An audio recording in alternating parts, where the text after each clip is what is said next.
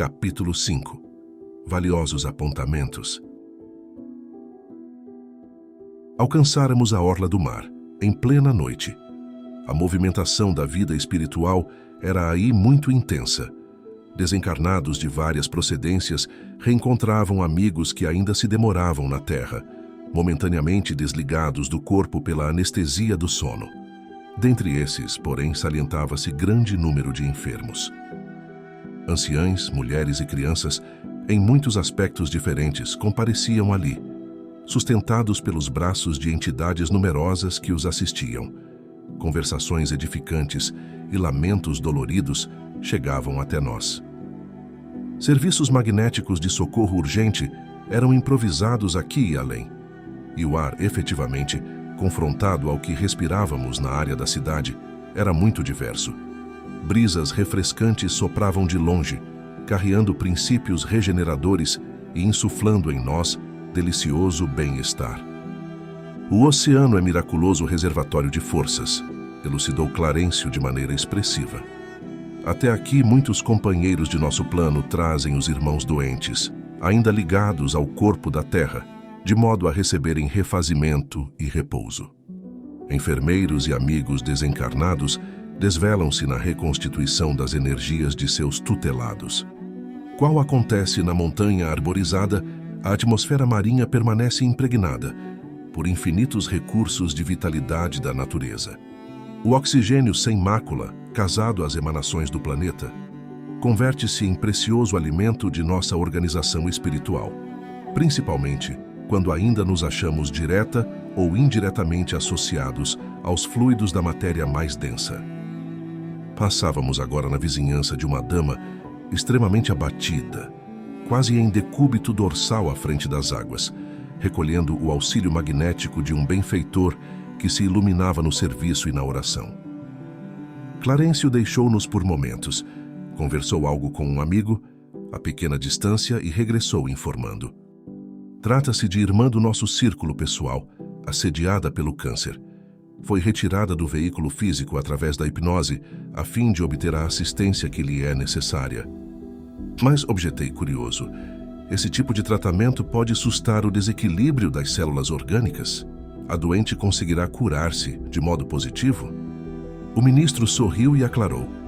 Realmente, na obra assistencial dos espíritos amigos, que interferem nos tecidos sutis da alma, é possível, quando a criatura se desprende parcialmente da carne, a realização de maravilhas. Atuando nos centros do perispírito, por vezes efetuamos alterações profundas na saúde dos pacientes, alterações essas que se fixam no corpo somático de maneira gradativa. Grandes males são assim corrigidos, enormes renovações são assim realizadas. Mormente, quando encontramos o serviço da prece na mente enriquecida pela fé transformadora, facilitando-nos a intervenção pela passividade construtiva do campo em que devemos operar, a tarefa de socorro concretiza verdadeiros milagres. O corpo físico é mantido pelo corpo espiritual, a cujos moldes se ajusta, e desse modo, a influência sobre o organismo sutil é decisiva para o envoltório de carne em que a mente se manifesta. Nesse ponto das explicações, porém, o ministro abanou a cabeça e ajuntou. Nossa ação, contudo, está subordinada à lei que nos rege. No problema de nossa irmã, o concurso de nosso plano conseguirá tão somente angariar-lhe reconforto. A moléstia, em razão das provas que lhe assinalam o roteiro pessoal, atingiu insopitável extensão. Quer dizer que ela agora apenas se habilita à morte calma? Indagou Hilário atencioso. Justamente, confirmou o orientador, com a cooperação em curso, despertará no corpo desfalecente mais serena e mais confortada. Repetindo as excursões até aqui, noite a noite, habituar-se-á com entendimento superior à ideia da partida, transmitindo aos familiares resignação e coragem para o transe da separação. Aprenderá a contribuir com o seu esforço, no sentido de aliviar-lhes as aflições pela humildade que edificará, dentro de si mesma. Pouco a pouco, desligar-se-á da carne enfermiça, acentuando a luz interior da própria consciência, a fim de separar-se do ambiente que lhe é caro, como quem encontra na morte física valiosa liberação para serviço mais enobrecido, e assim, em algumas semanas, mostrar-se-á admiravelmente preparada ante o novo caminho. Clarencio silenciara. O assunto requisitava-me a novas observações. Nesse caso, comecei a falar hesitante. O ministro, porém, sorriu compreensivo e atalhou, esclarecendo. Já sei a tua conclusão. É isso mesmo. A enfermidade longa é uma bênção desconhecida entre os homens. Constitui precioso curso preparatório da alma para a grande libertação. Sem a moléstia dilatada, é muito difícil o êxito rápido no trabalho da morte. Nesse instante, contudo, Zulmira e Odila chegavam à praia em sítio não longe de nós. Clarencio recomendou-nos atenção. Rodeamo-las prestamente, qual se fossem irmãs enfermas, sob a nossa guarda. Nenhuma nem outra nos identificavam a presença. Tão pouco pareciam interessadas pelo movimento no logradouro. A primeira esposa de Amaro centralizava o olhar sobre a presa, enquanto que a vítima revelava na expressão facial o intraduzível terror dos que se abeiram do extremo desequilíbrio. Zulmira ensaiava o gesto de quem se propunha a regressar precipitadamente à casa, mas contida pela companheira avançava entre a aflição e o pavor. E repetindo as mesmas acusações que já ouvíramos, Odila martelava o cérebro da outra, reiterando desapiedada: recorda o crime, infeliz. Lembra-te da horrível manhã em que te fizeste assassina.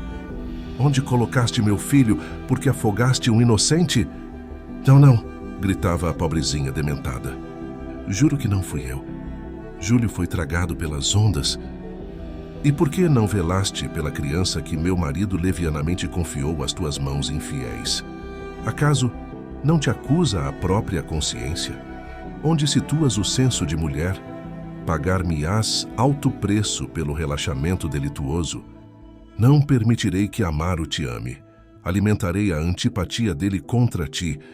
Atormentarei as pessoas que te desejarem socorrer. Destruirei a própria casa de que te apossaste e me pertence. Impostora, impostora. Sim, concordava Zulmira terrificada. Não matei, mas não fiz o que me competia para salvá-lo. Perdoa-me. Prometo empenhar-me no refazimento da paz de todos. Serei uma escrava de teu marido e restituí-lo-ei aos teus braços. Converter-me-ei em serva de tua filhinha, cujos passos orientarei para o bem, mas por piedade deixa-me viver. Liberta-me. Compadece-te de mim. Nunca, bradava a interlocutora friamente. Tua falta é imperdoável. Mataste. Deves confessar o delito perpetrado à frente da polícia. Dobrar-te-ei a cerviz. Serás recolhida à penitenciária para que te mistures às delinquentes de tua laia. Não, suplicava Zulmira, com sinais comoventes de angústia. Se não aniquilaste meu filho, bradava a outra cruel, devolve-o aos meus braços, devolve-o. Nesse momento, ambas se achavam à frente de determinada nesga da praia. Os olhos da pobre obsidiada adquiriram estranho fulgor. Foi aqui, rugiu a perseguidora rudemente. Aqui consumaste o sinistro plano de extinção da nossa felicidade. Qual se fora tangida de secretos impulsos, a segunda mulher de Amaro desprendeu-se dos braços que a constringiam e, penetrando as águas, clamava, aflita: Júlio! Odila, no entanto, perturbada e ensandecida, pôs-se-lhe no encalço. Sentindo-lhe a aproximação, Zulmira rodou sobre os calcanhares e disparou de volta ao lar. Acompanhamos as duas, na competição a que se entregavam, sem perdê-las de vista. Varando a casa incontinente, dando a ideia de que o corpo adormecido era poderoso magneto a atraí-la, Zulmira despertou alagada de suor, conservando no cérebro de carne a impressão de que vagueara em terrível pesadelo. Tentou gritar, mas não conseguiu. Faleciam-lhe as forças em colapso nervoso insopitável. A dispneia castigava-a com violência, enquanto as coronárias se mostravam entumecidas. Clarencio aproximou-se e aplicou-lhe fluidos salutares e repousantes. Acalmou-se-lhe o coração, vagarosamente, o campo circulatório tornou a afeição normal. Foi então que a desventurada senhora conseguiu gemer, clamando por socorro.